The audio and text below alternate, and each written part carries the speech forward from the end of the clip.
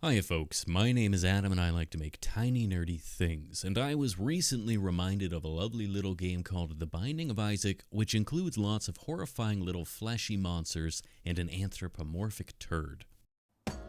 Before we make those monsters though, I figured we ought to start with the titular character who begins life as a little lump of pasty pink clay smooshed onto a pre-baked ball, which will make his head.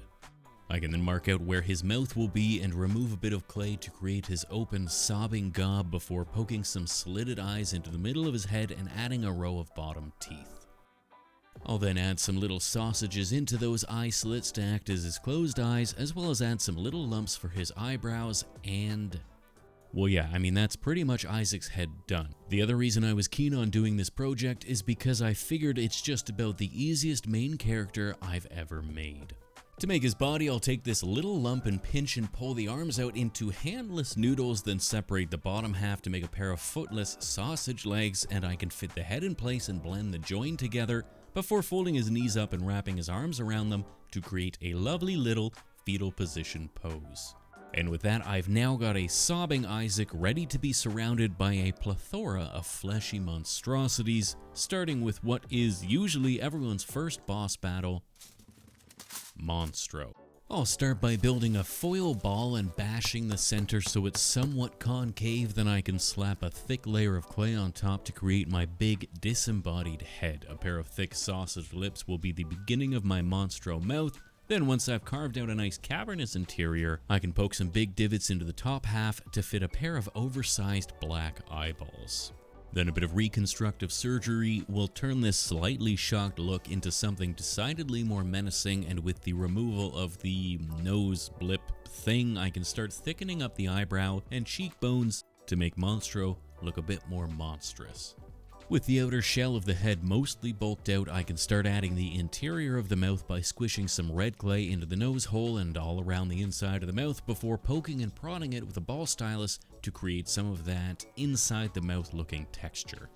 I'll then thicken up the exaggerated gum lines and slap a tongue in place before popping some seemingly randomly sized teeth in place and retexturing the surrounding gums accordingly.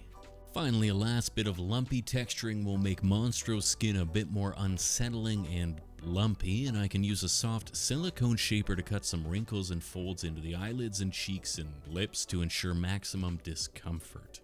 Otherwise, that's Monstro mostly done, which means it's time to move on to making Larry Jr. Larry Jr. starts as a big ball of clay that I can carve another oversized mouth into before fitting a pair of little black beady eyes onto the lower half, encasing them in some extra large overhanging eyebrows. I'll then bake his head once to save the shape so I can fit some red clay inside to create his goopy gum line and cavernous gaping mouth, filling his lips with a slew of pointy little teeth, at which point it's time to make his body. Larry J's body is built of little balls smooshed together, so I'll take some aluminium balls and cover them in clay, and then I can begin attaching these balls to the already baked head, getting progressively smaller as we reach the tail. With the body balls in place, I can start to blend the seams together to create a solid, knobbly worm body before taking a few minutes to thicken up Larry Jr.'s head, as it really ought to be larger than the body balls. Once I've thickened up the top of the head though, I can use a rounded sculpting tool to poke and prod and pull the fleshy orbs together to create a bit of between the ball texture, and that's one half of Larry Jr. done. A quick hole drilled into his back will let me fit an acrylic rod in place so I can fit this second Larry Jr. on top, jumping over the first in a show of otherwise unseen worm-like acrobatics. With the second worm soaring gracefully over top, it's time to set this sucker aside and start working on that aforementioned anthropomorphized poo. I'll start with a lovely dark brown ball that I can smoosh flat, and fill it with a little aluminium puck, wrapping the clay over top and around to create the bottom half of my happy smiling turd. I'll then add the top curly step of this honestly inexplicable character, thickening up the core of both sections to make it a little more girthy before pinching off the top to create a lovely little soft ice cream shape. After a final bit of smoothing and blending, I'll poke a big happy smiling mouth into the middle of the bottom half, adding a pair of divots to the sides to fit some more beady little black eyes in place, and adding a set of 3 little teeth to the mouth. Last but not least, I'll ooh-woo up the cheeks to make my turd undeniably adorable, and I can work my way around the body, adding little lumps and bumps to give it that final turd-appropriate texture, and that is, thankfully, the extent of Dingle's detailing, so it's on to making the bloat. The bloat starts as a lump of gray clay pulled from a larger lump of gray clay and formed into a misshapen fleshy gray pyramid. I'll add some sausages around its midsection to create the bloated appearance of this aptly named monstrosity, finally adding a big lumpy belly in the middle, before adding some oversized eyeless eye holes and a big wailing goopy mouth. With my wailing mouth appropriately shaped, I can add some cone-shaped arms to the sides, adding lots of little fat rolls and skin folds before working my way around the body doing the same fat rolling and skin folding until the entire Jabba the Hutt-esque grey goober is appropriately saggy looking. I'll then take some red clay and fill in the otherwise empty eye holes and gaping mouth, creating a trio of unsettlingly red and raw looking caverns. A bit of texturing will make the eye holes look fleshy and freshly un-eyeballed, and I can add a couple teeth to the bottom gums before bringing in a couple of pre-baked white balls that will be those aforementioned freshly removed eyeballs. A little hole in the base of the ball will let me fit a toothpick inside so I can begin covering the eye in a layer of goopy, saggy red clay that will trail down from the freshly excavated eyeball as its goopy ocular ligament. Once I've added lots of little bumps and balls and other unsightly attachments, I can bake the eye, then remove the toothpick and replace it with a tiny acrylic rod, which will allow me to mount my pair of floating eyes hovering lovingly around the bloat's body. With that though, that's the last of the bosses built, but I figured I really ought to make at least one or two basic monsters since they're pretty quick and easy. I'll start with Horf, who is just a disembodied head with its eyes gouged out. Which means all I really need to do is make a little ball of Isaac colored clay and smoosh it into a head-shaped shape, then carve out some eye holes and scoop out a mouth.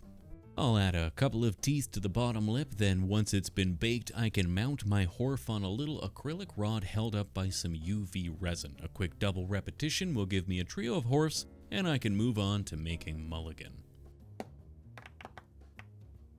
To make my mulligan, I'll take another Isaac-sized ball of head clay and cover it in lots of tiny lumps and bumps until I've got an extra lumpy, bumpy head into which I can carve a mouth and add a last duo of little black eyeballs.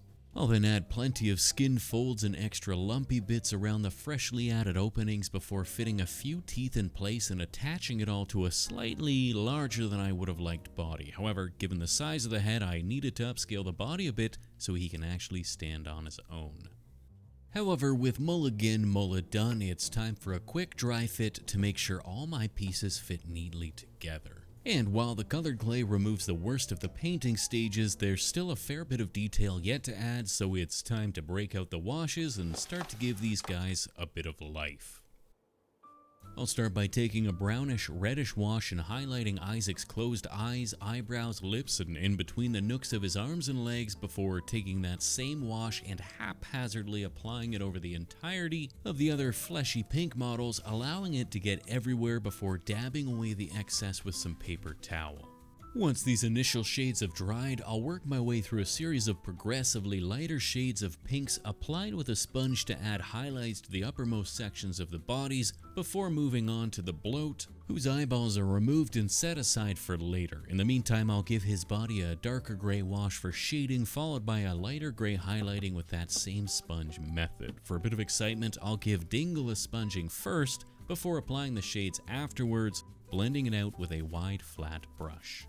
With the base tone shades and highlights done, I can start to add the finer details, most of which involve painting all the red bits with a heavy red wash, followed by pink on the highlights and purple in the recesses. And, of course, Dingle's adorable ooh-woo cheeks get a heavy pink highlight. Then it's on to painting the eyes, all of which get a basic black once-over, followed by some shiny white dots to add a bit of fake reflection.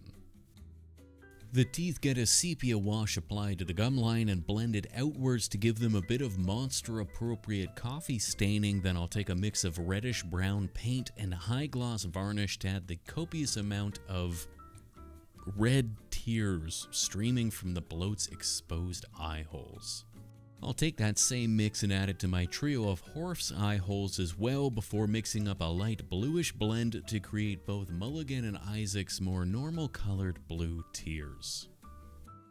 Back to the Bloat's eyeballs, I can paint the goopy red ligaments with some red washes and highlights before cleaning up the eyeballs with a white base coat. I'll then add the black outline for the iris, painting the interior red, followed by a small black pupil in the center and that ever important white reflective dot. Finally, I can work my way around each of the beasts, adding some high gloss varnish over each of the eyes and on the insides of the mouths or any of the necessarily goopy bits before breaking out my favorite slobber in a bottle, Fabri-Tac. This glue dries clear and hard and is far and away the best material I've found for adding stringy bits of drool inside of a monster's mouth. Otherwise, once I've gooped up the gaping gobs, that's us done here and on to the Glamour Shots. Isaac!